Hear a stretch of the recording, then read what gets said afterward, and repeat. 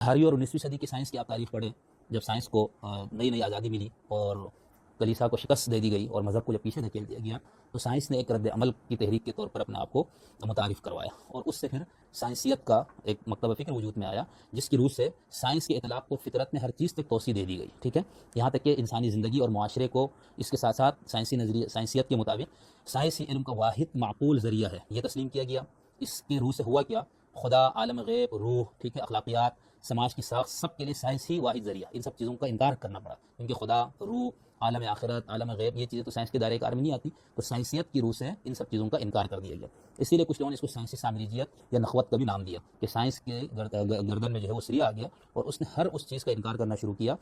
جو اس کے دائرہ کار میں جو چیزیں نہیں آتی تھی۔ یعنی ہم سائنس کو صرف یہ جو سائنسی ترقی اور ٹیکنالوجی وغیرہ کی روح سے دیکھتے ہیں، لیکن سائنسیت کی روح سے ایسا نہیں ہے۔ اس مفہوم میں، سائنسیت کے مفہوم میں، سائنس مذہب کے بھی خلاف ہے اور وہ خالص عقلیت کے بھی خلاف ہے۔ اسی لیے ان لوگوں نے مذہب کو اور مذہبیوں کو تو انہوں نے ویسے رد کیا ہی، انہوں نے تو فلسفیوں کو بھی پاگل اور دیوانے کا لقب دیا کہ ان لوگوں کا دماغی توازن ٹھیک نہیں ہے، جن کے فلسفی جو ہے وہ مشاہدے اور تجربے سے ہٹ کے وہ وہابی تصورات کے تھرو عقل کے ذریعے حقیقت تک پہنچنا چاہتے تھے۔ تو یہ جو 17ویں 18ویں صدی یا 18ویں 19ویں صدی کی جو سائنس ہے، اس کے اندر ہمیں یہ چیز نظر آتی ہے۔ اسی لیے آپ نے دیکھا ہوگا کہ پوری دنیا میں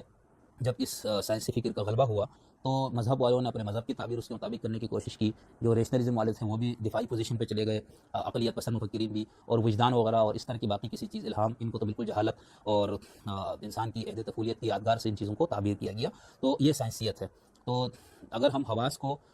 ہی علم کا ذریعہ مانیں، اور حواس کے ذریعے جو کچھ ہم اس کے دائرے میں جو چیزیں آ سکتی ہے، جو اس کے گرفت میں جو چیزیں آ سکتی ہے، اسی کو حقیقت مانا جائے، تو اس سے پھر تجربیت کا مطلب فکر وجود میں آتا ہے، اور تجربیت اپنے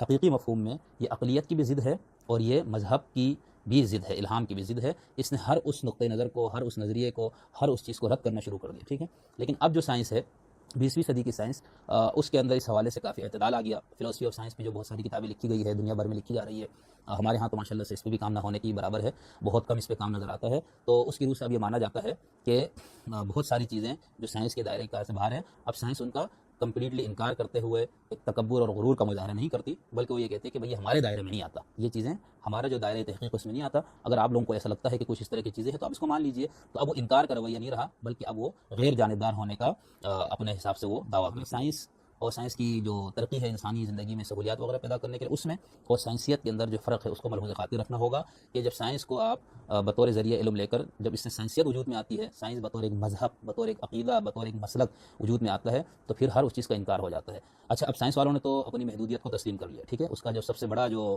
کہنا چاہیے کہ ایک